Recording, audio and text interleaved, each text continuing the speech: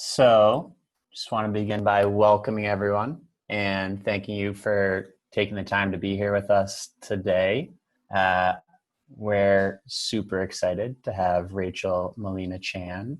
We'll get into some introductions in a bit, but just want to go over some logistics and the agenda, housekeeping stuff first with y'all. So we're thinking of doing about 45 minutes of a discussion with Rachel and really pulling on her expertise on this topic to share with everyone. And then we'll dive into a Q&A at the end. So if you do have questions along the way, please throw them in the chat and we will get to them at the end so we can have that discussion. And for the agenda, we are basically in broad strokes, we're going to be going over Rachel's story and hearing why she decided to start Eco-Anxious Stories, learning about what eco-anxiety actually is, why it matters, and tips for handling it. So like, what do you do with this? As well as diving into her research on what it is exactly that stops people who know and care about the climate crisis from actually taking action, because there's this gap between information and action, and Rachel has done a dissertation that touches upon this. So super excited to pick your brain on that, Rachel. So yeah, we'll dive into some quick introductions here, and then we'll be on our way. So I'll kick it off. My name is Ryan Hagan. I started an org called Crowdsourcing Sustainability. The biggest thing you need to know about me really is that I'm a huge sustainability nerd and just care deeply about this climate emergency. I started Crowdsourcing Sustainability to help reverse global warming as quickly as possible, with the idea being that this is such a big issue that we need as many people as possible working on these solutions together to actually tackle a problem that is this big. And I think a super important part of that is dealing with the emotions of the climate crisis and facing them and figuring out what to do with them. How do we work with them or through them, and can we turn them into something useful? Because without dealing with the emotions, it's clear we're really struggling to tackle this massive issue. So that's why I'm super excited to have Rachel here today to bring on the experts and gain insights to actually empower people to, take care of yourself and take action and spread this information awareness to others so that we can start accelerating our climate action. So that is a little about me, more about Crowdsourcing Sustainability, but I'll turn it over to Michaela now and then Rachel. Sounds good. Hi, everyone. My name is Michaela. I am going to be a junior at UC San Diego studying environmental policy with a climate change studies minor. So lots of environmental stuff. I grew up in Mill Valley, California, which is where Muir Woods National Park is. So I spent every weekend with my family out hiking, going to the beach, enjoying nature. So I've really had a love for the environment and nature since I was a child, and I've definitely experienced eco-anxiety before, this feeling of, that I can't do anything about the climate crisis. So I'm really excited to talk with Rachel and get to know the tips and how to change that eco-anxiety into useful action. So I'm going to hand it over to Rachel. Why don't you introduce yourself? Thanks so much for having me, Ryan and Michaela, and thanks for everyone who's joining us. It's really humbling that this many folks want to hear us chat, so thank you. My name is Rachel Malena-Chan. I live in Victoria, British Columbia in Canada, on the traditional territories of the Lekwungen-speaking peoples, now known today as the Songhees and the Esquimalt. And my family is from European ancestry, and I'm a settler on these lands. So I like to start out my talks just acknowledging that that's a perspective that I'm bringing, and it's a limited one, but it also holds a lot of privilege in this day and age. So I'm trying to use it today to shed some light on those power dynamics. I'm originally from the prairies of Canada in Saskatchewan, and that's where I did 2 degrees at the University of Saskatchewan, first in political studies and then in community health and epidemiology. And so my lens on the climate crisis and on eco-anxiety is really about health, and how health sort of actually trickles down from all of these broader determinants, including the environment, to our individual life, and how that web can be really complicated and kind of overwhelming to know sort of how do we make ourselves well, how do we make our communities and our families well, how do we make our planet well, if we're that interdependent and that small at the end of the day. And so my work as a storyteller and as a communication strategist is really about helping people find their power in their story. And that's what we're going to get into today, I think. Awesome. So just to kind of build off that and dive in a bit further, Rachel, I'd love for you to start just by talking about how you got into climate in the first place, what the key moments were in your journey to getting to where you are now, and just why this matters to you. I think it's always super useful and interesting to hear how people got to where they are. Totally. Yeah, thanks for inviting my story to start this out. I would say my story about climate change really only starts about 6 years ago for me, in terms of when I started to articulate and talk about my story in terms of the climate crisis and how I was feeling about it. That was when I was just about to start my master's program, and I was already pretty active in my community working on issues of social and environmental justice. I was part of a leadership program called Next Up Saskatchewan, and it was all about bringing young people kind of in their late teens, early 20s, early 30s together to talk about how we build skills and support each other to make the world tangibly better for people, especially for those who face oppression and systemic racism, sexism, ableism, and stuff like that. And so I was in those spaces and learning about all these ways I can make change, and learning more about storytelling as a tool for change making. And yet I wasn't really hearing much about climate change.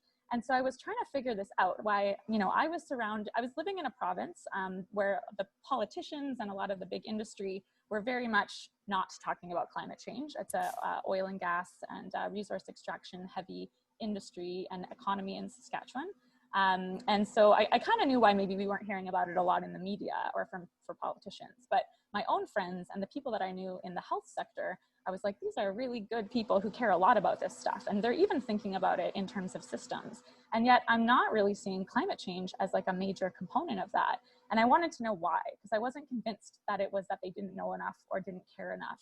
And I wanted to explore what I was perceiving to be a gap between sufficient knowledge, not a lack of understanding or a lack of knowledge, but sufficient knowledge and meaningful mobilization, the kind of action that wasn't just kind of token or tacit, but really changed things. It's awesome and super, super important research. Yeah, that's actually how we got connected in the first place. I saw you posted your dissertation. I was like, this is information that just seems so crucial for this moment in time. What is that gap? But before we dive into that, I'd love to hear how that, I'm sure this is part of the reason, but how did you decide to start Eco-Anxious Stories? Mm-hmm. And what is that exactly? So I am the co-founder of Eco-Anxious Stories. It's a website and kind of online project that I started with my brother-in-law, Kevin Gatley, about a year ago. And that project really came out of my own experience with writing my thesis and exploring the stories of people who do know enough, but are struggling to find a meaningful way to plug into climate action. That was my lens. And then Kevin's was that he had made it till his midlife, not really knowing a lot about climate change and not really knowing a lot about what he could be doing about it, especially as a person of privilege. And to be frank, when I would bring him to climate events in town here, he often felt like he was sticking out a little bit and that he didn't know the lingo and didn't feel super comfortable in the space. And that's just, the nature of kind of joining a new culture and subculture and stepping out of your comfort zone. But he and I started chatting about how it would be nice to have a place where people didn't already have to identify as part of the solution, but that they were welcomed in on the basis of their fears and their concerns, and that we would help move them and create a safe space to still talk about, in a critical way, what it means to use our stories and ourselves and our power to make the world a better place and to care for each other better. But that the starting point to that often doesn't feel like standing up as a leader. Often it feels like crawling on your knees to support. And so we wanted to frame a project that it wasn't meant to be everything to everyone, but for those people who maybe come from a place of privilege and maybe are trying to sort out how they feel about this distance between what they know and what they're doing, that we would try to create a safe place for that to happen, while also pushing for that analysis of that we're all interconnected, that we all have different levels of power and influence, and that it's really important to tap into that to have a meaningful and sustained response. That's awesome. So could you speak a little bit about what is eco-anxiety, and why do people get it? I think I said this to you guys both on the prep call, but really eco-anxiety means different things to different people at this stage. And I want to be clear that I'm not a social scientist that does big, massive questionnaires and polls and surveys to get lots of data that we can draw conclusions from. My thesis was a qualitative project that looked more at theories and frameworks of people's stories. So my information about what eco-anxiety is at that more research level is based on my conversations with people in that field and based on conversations with people in the clinical space as well, psychotherapists, psychologists, and psychiatrists, and folks in that sector who are trying to sort out this very emerging feeling. So my short answer is that eco-anxiety is a feeling of worry or dread or fear about the climate crisis or other ecological degradation, because climate crisis is really one symptom of a much broader combination of impacts that we're seeing play out. And of course, then there's social and political underpinnings to all of that as well. So we're talking about the uncomfortable feelings that relate to our relationship to the ecological crises we're facing. Do you have any idea how prevalent it is, or how that's changed over time? Anything? Yeah. Because I feel like it's been so, just like, it wasn't talked about at all, and now it's starting to be talked about a bit, but it still feels like, and with climate change in general, there is this climate silence a lot of the time still for how big of an issue and story it is. So I'm just curious if you have any clue, like, how many people have this? Is it common, or? Yeah, I think one thing we can safely say is that the numbers are increasing and that the attention on the numbers are increasing. I did a quick search last night to get caught up on the studies that have been done. And a lot of them, I will say, are happening in English-speaking and sort of Western countries. So that's one thing to be clear on, is that this isn't necessarily a term, climate anxiety or eco-anxiety. It's not necessarily being used in every place on Earth. And so that clues us into that there's something kind of cultural happening here. And while this might be a sort of universal experience, there might be different words or different ways of expressing this, depending on who you are and where you live and what language you speak. So the studies that have been done, there's one recently by Harris poll in the US that showed that 3 out of 4 millennials experience some type of eco-anxiety. In Canada, there was a study a poll out last summer by Abacus that saw that half of all people they polled were increasingly concerned about the climate crisis. One really striking one recently from a postdoc in Canada, there's a person I just became aware of named Ellen Fields, and she did a national survey of students in Canada and found that almost half of them believe that climate change is happening and that it's going to impact them negatively, but that there's nothing we can do to change it. And so I think the general trend that we're seeing, I often say that eco-anxiety is really, it's not about molecules and what's happening in sort of the atmosphere. It's about our relationships and our power dynamics between different communities. And I think what we're seeing is younger people might feel like they have less power to actually change what they know, to not be able to bridge that space between their knowledge and what they would see as a meaningful response at large to the climate crisis. And so often we do hear about young people's anxieties around this. We know for a fact that climate change impacts people of color, Black and Indigenous bodies, and people in the global South first and worst. And so while those communities might be feeling these impacts and might be feeling the emotional and mental impacts of those crises as well, I do want to be clear that they may not be using these terms to describe their experience. So often I'm seeing people who look like me, people who have privilege, people who have white skin, people who might have a bit of an attachment to the status quo, expressing themselves in terms of anxieties right now. And that's usually where we focus, because that's who we are and that's where our community is, and that's where we think we can help along the conversation. that if your primary feeling about what's happening right now is anxiety, let's use that to tap into thinking about what you love and what you care about and what you might need to grieve or process in order to move towards a more fulsome story about your eco-anxiety towards a meaningful response. Could you go over some of those steps that people take to change their anxiety into meaningful action, and how to go from this feeling of hopelessness and that you can't do anything about it to actually using that feeling to, you know, make a difference and overcoming that fear?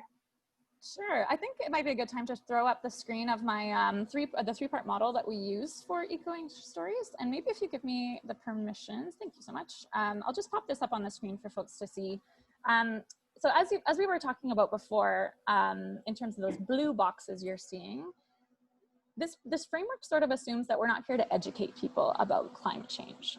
We're characterizing the gap between what we know and the change that we're aiming for, not as a gap. And this comes from Renee Lertzman's work that I learned from when I was studying. This isn't a gap. This is a really complex psychosocial landscape. This is a jungle. This is a mountain. This is something that we're really trying to navigate and understand and work through constantly. And so we like to think of this mountain and this not a gap as a story, and a story with 3 acts, because as a person from my background, that's sort of a nice way for me to think about stories. This is a universal framework with lots of different structures, and this is a useful one as we're talking about climate change. So again, we start with this idea that our anxieties are real, and they're coming from a place of sanity, not mental illness or not seeing things correctly as they are, but truly understanding things as they are is causing our anxieties. And this is complicated. As Ryan was saying, there's a lot of things going on here, and we all need to find our place in it. And I was saying about this, our health and the social determinants of our health. This is bigger than us as individuals. So first act is, this is a complicated story. If you're feeling overwhelmed, you are sane, you are included, you belong. And here's some tips for getting back in your body and feeling like this is a story you're actually in and not just watching unfold. So getting in your body, getting into getting a hold of your thought pattern, getting into tune with what you're actually telling yourself is a good way to just get into act 1 and not get overwhelmed. So for me, when I'm feeling those act 1 feelings of anxiety, I try to do yoga, I try to do breathing exercises, I try to reach out to a friend, I try to eat something delicious or see something that makes me smile, because these are ways that we can remember that we are in this story, we are characters in this story, and we are human beings with agency. And it's okay that it's complicated. We are complicated beings with complicated stories. So to hold space for those feelings and to not let them overwhelm us is step 1. But the key is to not just cope with your feelings. And we try to really emphasize this, that this isn't about getting over your eco-anxiety. We're here to help you create a lifelong relationship with your eco-anxiety and to hold it in place with all the hope and motivation and capacity that you need to make a difference here. And so this is from Dan Rubin, another psychologist, psychotherapist that we work with. He says, anxiety is about love.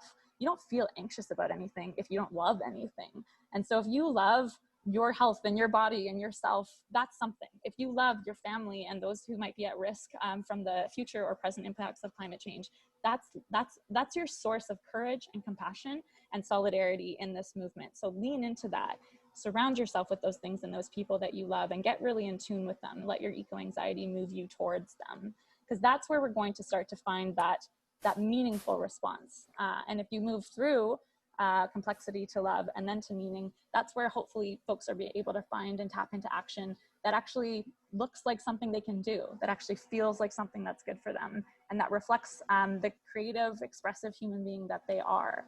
And so that's where we try to get people to, through eco-anxious stories in a small way, is to give them a chance to do something creative or something honest or something human about what it is they love in the complex story that they're telling. That's awesome. There's so much to dive into here. I just want to reiterate something you said near the beginning of that, which I think is just so important, is to let people know who are feeling this, that it's completely a natural, rational response. Like, what's happening is terrifying. And just being able to acknowledge that and know that, like, yes, what you're thinking, like, you're not alone in thinking that. And it makes sense for you to feel that way as a person who cares about, you know, society, earth, life. It's just like a natural human response. And I think it's so powerful to, like you said, when you look kind of behind the scenes at like why are you feeling this way, it's happening because of that love. And I think that is, like, if you can harness that somehow, like, that can be a very powerful motivator to get over any stagnation or hopelessness, or it's just like the most powerful human emotion, I think. So I just appreciate you making those points. Thank you. I think it also relates back to reminding people that this is more about when they are than who they are. Because we can assume that everyone loves something or someone that is going to be negatively impacted by the climate crisis, or is being negatively impacted by the climate crisis. And so this isn't about becoming an expert. That's one thing I found in my study, is none of my participants felt like experts. And so they didn't know what their role was. This, again, was about 5 years ago. So the discourse was a little different. But I think nowadays we really want to emphasize that if you want to be a part of making the world not go to shit, then you're on side, like, you're with us, and we want you to find your role, and we're going to help you in that endeavor. But this isn't about being an expert or taking on a whole bunch of new educational information. This is really about tapping into what you already know and you already love and you already want to change. That's awesome. You're going to say something, Michaela? Yeah, could you build onto that with some of the research you've done on the disproving that people don't, it's not that people don't care about climate, it's that they don't know how to act or how to deal with these feelings. Right, yeah, absolutely. So I'll just flip the slide here to show you a bit where I started in terms of my my thesis. And I was really trying to, again, understand what this gap represented and how we might be able to use the structure and the framework of a story to help navigate what feels like distance between knowledge and action. And again, Renee Lertzman would encourage us to think of all of this stuff as being really just tangled and wrapped up in itself. Even as you see this nice clean slide with this arrows pointing from one to the other, please know this is a 2D snapshot of the 3D life you're living. It's all happening all together all at once. And this is just sort of spreading it out for a moment in time, like a picture of real life, where we're just taking a snapshot and seeing how the dots connect. But essentially, I started with this idea that if we just look at people who have sufficient knowledge, what does the challenge of their story look like? I drew on Marshall Ganz's work around public narrative to think of challenge, choice, outcome, and moral. These are the sort of pillars of a story from at least a Western tradition, that we're thinking of characters who are facing some type of thing they have to overcome, who make meaningful choices that indicate to us what the end of the story results in, and then we draw value conclusions from that, morals, based on the meaning of the story. And there's things like genre and all kinds of things that are used to do that. But if we just look at a basic story, what is the challenge? Is climate change on the radar, or are these folks looking at other types of problems? It turned out in my study, most of my participants weren't actually actively like identifying their work as climate oriented, but most of them were working on issues like poverty, or building up power among women or queer people or people of color, like that they were really working on things that are at the heart of the movement that I'm a part of when it comes to climate justice, but they didn't necessarily see themselves that way. So instead of Act 1 being about ignorance and them not knowing enough to care about the climate crisis, it was more about trying to connect the dots between what they already did know and care about and the climate crisis. So just more about framing and being able to, instead of thinking of this as a lack of understanding, a lack of an ability to sort of hold these stories simultaneously or make them make sense. And it wasn't that they didn't care, but that the heart of the story was broken. This part in the middle where what we choose and what happens because of our choices didn't feel like it was going to add up. And so instead of apathy, which is what maybe we assume would be at the heart of this story, It was more about trying to sort through their relationship to what was happening. And sometimes that had more to do with them sorting out feelings of guilt, or feeling like maybe I'm part of the problem, not part of the solution. Or maybe I'm part of these systems that are so rigid, I can't even imagine making any change in them. And so it was more about trying to sort out how they could actually reconcile their values and what they thought they could do with their power. I had one participant who said, you know, should I go into politics and in 20 years become prime minister with the hopes of setting better climate targets? Like, is that what I'm supposed to do to have some kind of systemic change? And maybe she should. But I think I understood her question there of like, that's going to take a lot of time. Is that really my theory of change? Like, is that where my power lies? And so it's hard to see yourself as being powerful in this context. And so again, Act 3 isn't about giving up, but it does feel more like not being able to access that kind of meaningful action, rather than being about not wanting to do something. It's more like not being able to do something, or having what you do be totally unsupported and condemned by your culture, that you feel like an outsider and I can't sustain it. So this is really the story I was disrupting. And I think that all of these ingredients were part of my participant story, part of my own personal story. But I really wanted to explore this concept of narrative dissonance. And this is a term I came up with to be able to use in my thesis and talk about a contrast between something like cognitive dissonance, which mainly focuses on cognition, what we know, with what's in our hearts and what's going on with our hands and feet. Our behaviors and our affect are part of this equation as well. And so by talking about stories rather than just what we know or understand, we can see you could have Act 1 all figured out and actually have a really strong understanding of climate change and still not know how to move to Act 2 or Act 3. You could have Act 2 figured out. You could be like, I really care about what I care about, and I'm totally in solidarity with folks who are working on this, but I don't know my role. And that's a brokenhearted story. Or you could even have the heart of the story be strong and beating. And I think a lot of us are in this boat too, where you actually you're not apathetic at all. It hurts so much, it's hard to get through the day. And trying to figure out how to get to Act 3, where you're actually having this like meaningful response. I think that's where we're really trying to build capacity. And so that's where my thesis really focused, was how can we think of this in terms of narrative dissonance instead of cognitive dissonance or apathy or even behavioral, problems or lack of ability to change behaviors, and more think of it in terms of this story. And so this is my last slide, but I just have this sort of 4-part breakdown. This is what came out of my thesis, was the Act 1 has to be about a sense of agency. You have to identify as a character in this story, not just a bystander. You have to be in this story. And you have to have a job, like you have to have a role to play as this character. And I don't mean a profession, I mean like a purpose. And when you reconcile that purpose with like with what's at stake, and actually connect the dots to what you want and have that sense of capacity, that's when the heart of the story gets repaired. And I see that as only happening through collaboration and connection and solidarity. And that's what gets us to action. So what will it take?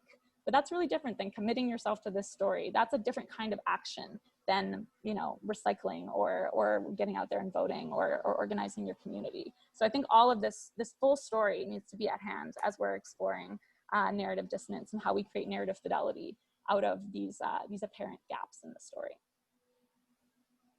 That is awesome and super useful. A super useful model to be thinking about this topic. Two of the things I heard there, which I want to dive into a bit, are the apathy or powerlessness, and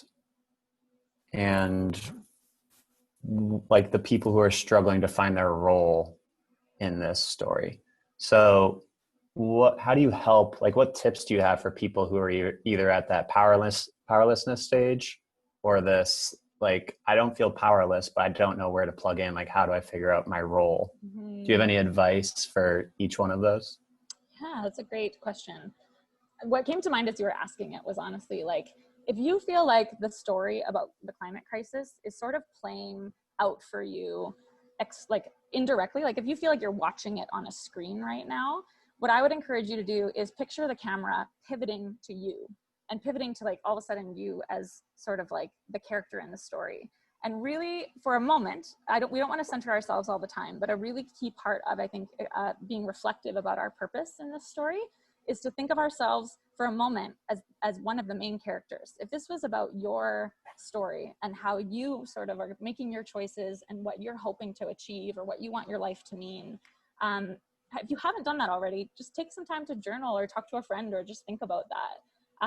Because I think that that's step one, is really confronting the fact that your emotions aren't about what's going to happen in the future, what's going to happen out there to other people. For a second, make it about what is going to happen to you or what you feel, because I think that that gets us to a more authentic expression of this story. And to confront what you feel ignorant about, like do some research if you don't know exactly what you're worried about. But importantly, use eco-anxiety as a turning point in your story. And we're used to seeing stories like this, like the turning point happens in Act 1 and it sets off what's going to happen in Act 2. And I think eco-anxiety is such a good turning point. And it's a great way to, again, clue you into what you love and what you care about. So as the camera's focused on you, who else is in the screen? Who else is in your sphere of influence already? Maybe it's people you work with. Maybe it's people in your family. Maybe it's your local leaders. Maybe you're a local leader and it's your local constituents.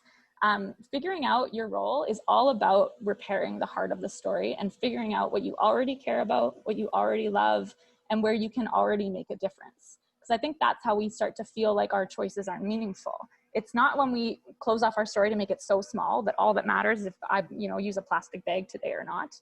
That's not going to change the end of the story. That's narrative dissonance. That's me thinking that I'm way too big of a character than I actually am.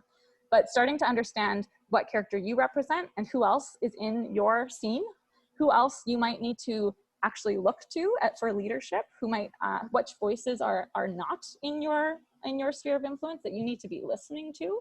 I think thinking of this in those kinds of terms is a good way to just start reflecting on the role and the meaning that you might be able to discover. And it's not something that has to happen overnight. You starting to back up and actually think about your purpose, that's an incredible first step. And I hope that to be able to support people in that one-to-one, because it very much does have a different flavor no matter who you are. But definitely go looking for people that you already feel comfortable with, that you might be able to have a conversation with this about, because it's hard to redefine your identity and then start doing really hard things. It's easier to start to look to people in your life that can guide you and that you can guide, and then take on work together. That makes a lot of sense. Could you tell us a little bit about the impact of your work and of this, understanding, maybe some success stories you've experienced? Sure. So yeah, I'll just pop this last slide up. This is a screenshot of our website at Eco-Anxious Stories and some captures of some of the content we've created over the last year. To be clear, we are completely unfunded, and everything that you see is out of our own bank accounts and efforts and desires. We have a modest Patreon following that we really appreciate, that helps keep the domain paid for and the stuff working, but no one gets paid to do this work, and all of our contributions are volunteer as well so far. We'd really like to change that. But the point of this was to really just start to create a space where really, like, my friends and I could start to put some of the creative work that we've been thinking about and doing, and to give me an excuse to interview super interesting people about their stories. And so I'm really proud of the stuff we have up there, but it's really just sort of proof of concept. We're seeking core funding, and we're seeking to expand our community of people that are contributing and editing and all of that, so that this can be more representative. But I would say the success story is how people have responded to this framework. I'll tell you, I've been doing climate justice work for a number of years now, and no one's ever really gotten in touch with me to talk about the end of the world before. And I don't believe it's the end of the world, but it can often feel that way. And it can feel like the stuff is dark and heavy and challenging. And for some reason, framing this around that's okay, and that it's a safe place to talk about that stuff, people actually ask me to work on this stuff with them. And that's what's really blown me away, is just how people seem to be very ready for this type of a project. And the desire to not just frame it around solutions and change making in the more literal sense, but to frame it around those steps that lead up to that, and to frame it around the courage and the compassion that you need to develop in order for that to feel meaningful and sustainable for you as a person. So we talk about self-care, we talk about community care, and how capitalism makes it very hard to take care of ourselves and each other, and that we need to actually focus on, at a really basic material level, lifting people up so that we can share these kinds of stories. But I think for me, the success has been how people have been drawn into this on the basis of the framework alone. And I hope there's many more successes in future years in terms of like projects that we've actually undertaken with this as a framework, with whether that's governments or businesses or just individuals or grassroots folks. And to be able to frame it around that is really meaningful to us. And I call that a success for me, at least. Definitely a success. I think something you said in there about self-care especially resonates, because we need so many people working on this issue from so many different angles. And I think a lot of us, a lot of folks are getting caught up. Like you said, they're getting paralysis or don't know how to plug in, or they are plugged in, but they're burnt out. Like, this is a constant thing that's really not going to go away. And it feels like the weight of the world's on your shoulders sometimes. So I think that's a really key point, is taking care of yourself in this, because you're not going to be very effective. You can't really take care of other people until you yourself have your like basic needs met, like physically, emotionally, you're in a good place to be able to give yourself back to others. So I think that is definitely a critical piece of all of that. And you did mention a couple things earlier, but do you have any, like, what is your list of specific tips for folks on that aspect of this, if you have one? If I'm understanding your question right, I think centering yourself and trying to at least start building a list of what you do need in those moments when you recognize your own eco-anxiety. Like, have a little toolkit of your own on hand. And we've got a few resources on the website that we're building in terms of like a few fill in the blanks of of things that actually do help center you and ground you. And we're always taking recommendations for tools that would be useful. But I think figuring out that way to sort of calm yourself down, calm your thoughts down, calm your breathing down, calm the physical reaction of eco-anxiety, in order to care for yourself, I think is really key. Like noting when it becomes acute. And if you're having acute anxiety all the time, like, again, I'm not a mental health professional, so please seek out help as you're experiencing these in that form. But for those of us who sort of are kind of going through our everyday life with a little bit of this underlying our actions, and then it bubbling up when we, start to doom scroll on Twitter, or we, see that headline or whatever, taking a second, like stopping your work, asking for the day off, like these are things that need to become more normal. I think that we actually recognize that this is heavy work and that we will burn out if we don't at least normalize the fact that this is something we're all dealing with. I don't know about you, but I feel like with COVID, there's been this like new permission to be like, whoa, I'm struggling right now. And I think that universal experience of this pandemic, I think that's what a lot of us want in terms of being able to talk about our eco-anxieties, that it's reasonable that this would be affecting us, even if it's happening, even if it's fires in California or floods in Bangladesh, that as we stop just centering ourselves in our climate stories, as we start to move to Act 2 and actually see how interconnected we are with other communities, that we actually build that solidarity piece into our story, that we actually change how we work and how we consume media so that we're hearing different voices and seeing different people. For me, at least, it humbles me. It helps me feel like the weight isn't on my shoulders. And please check out the micro podcast from Beth Sawin on our website for more on this. Like, she speaks so eloquently to the idea that we need to find our small piece of the puzzle. And that as you feel smaller, it's not about thinking of your power diminishing, but it's thinking about how interconnected and how well you fit with all of the other people and initiatives around you. And how you can find peace in that, actually. I think we're offering actual peace in the idea that as we get closer together, yes, the world may fall apart more and more, but we have this ability to actually come together and support each other. It's why I really love your platform, Ryan, and how you're actually helping people connect with each other and not feel so alone in that translation of our feelings into actions. Because I think that that is where a lot of people get hung up. They know what this is about. They know why they feel anxious, but it's that question of who can actually help me connect into something that's bigger than just me. Yeah, I think that is so key. I still try to remind myself of that constantly whenever I feel too overwhelmed, is that I'm just one person.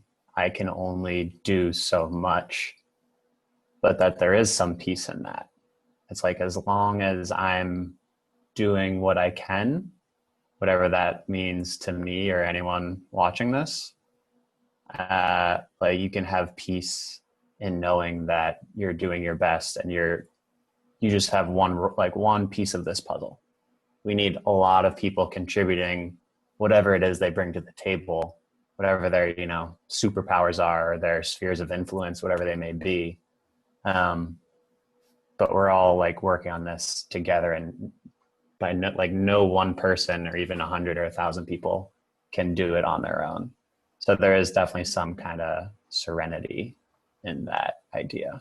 Yeah, I will say though, as people of privilege, especially for white people, when you start to think of it in these terms, you start to realize why things like racism and inequality are so problematic, because it makes it impossible for us to meet in Act 2 around the heart of the story and actually connect with each other.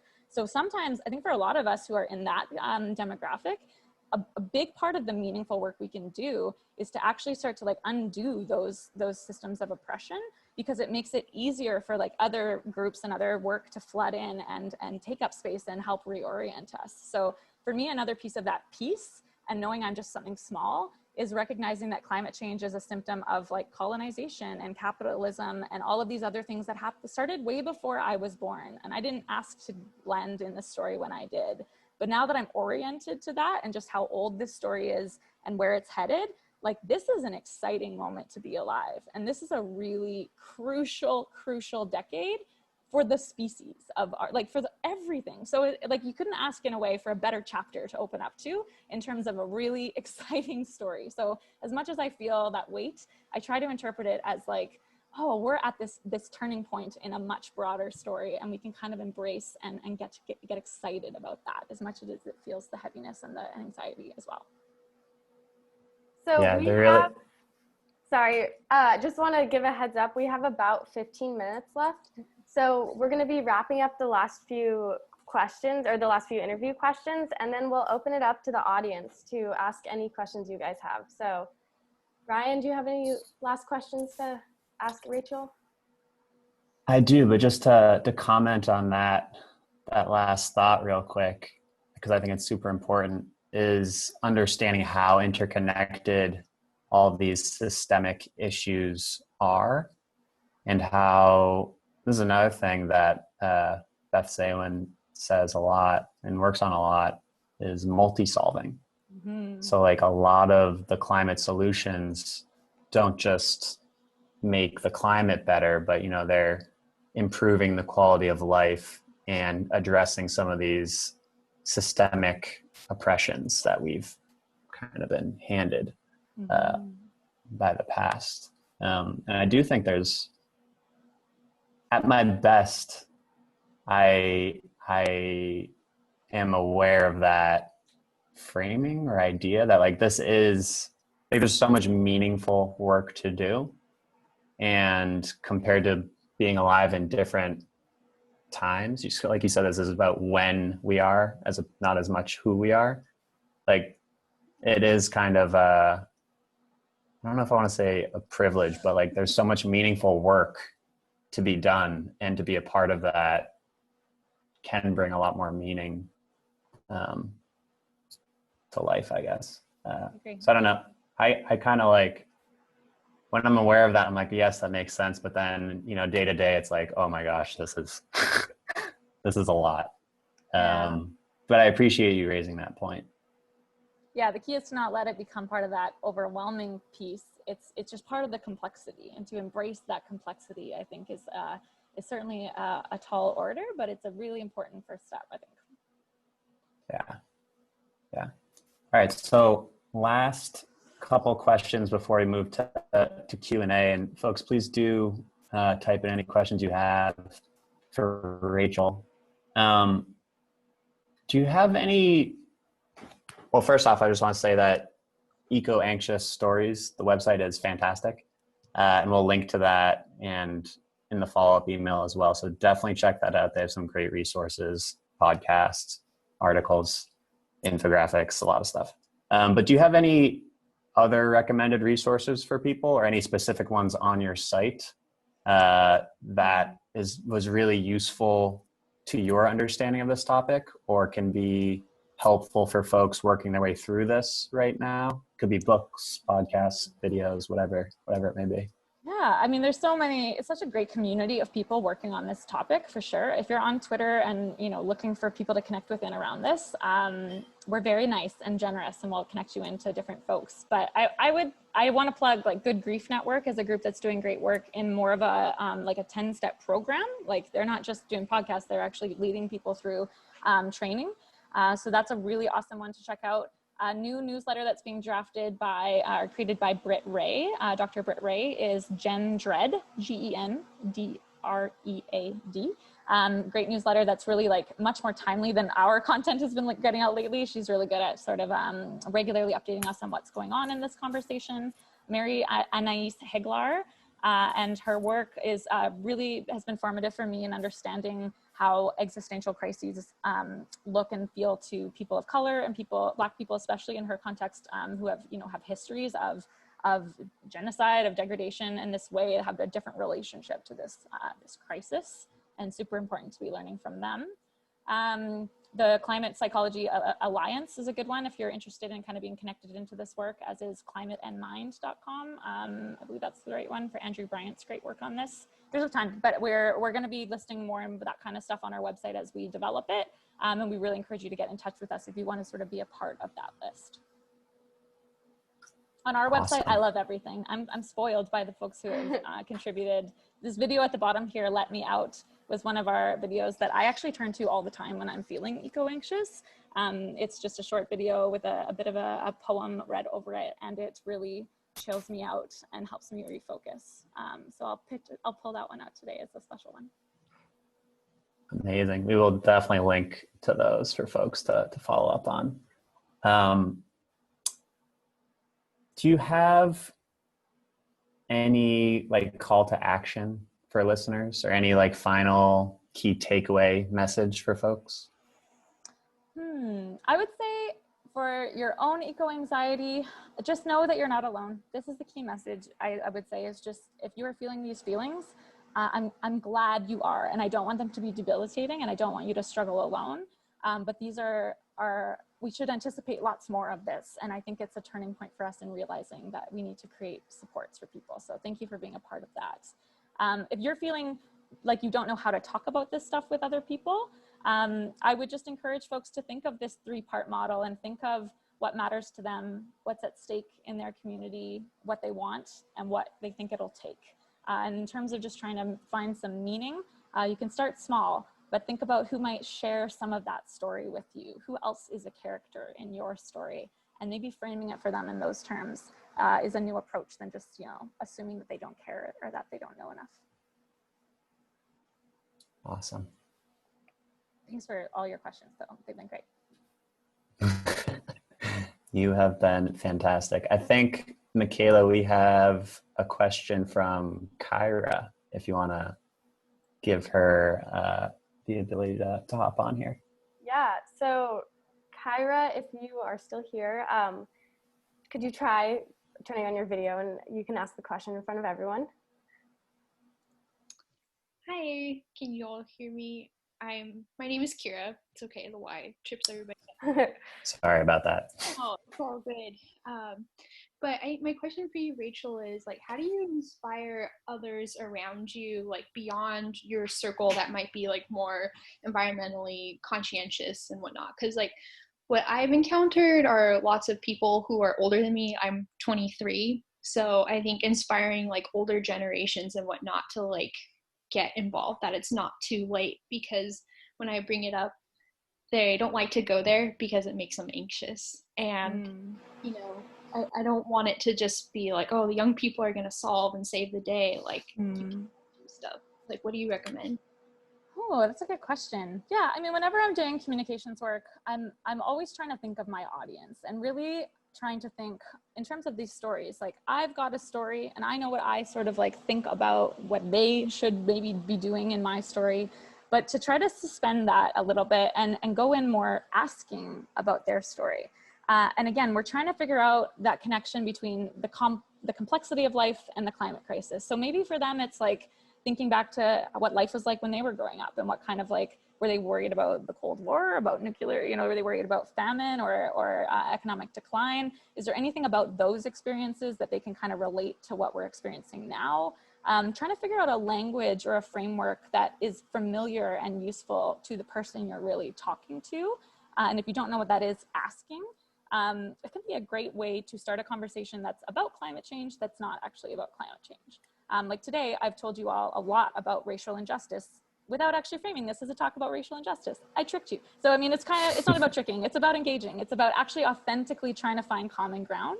And so that's a good way to start, is just to figure out a common thing that you could relate to climate change, but maybe less directly than diving in with that education or that info.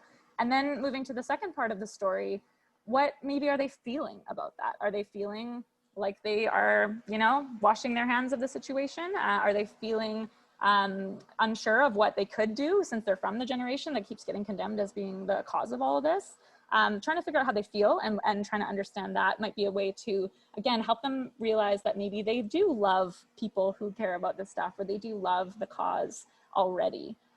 And then in terms of an action, that's where it really depends on why you're engaging them. But I think helping them see other people that look like them in action is a really useful way, again, that you're not hitting them over the head with this is what you should be doing, but this is what it looks like when someone does this, and this is what the impact is.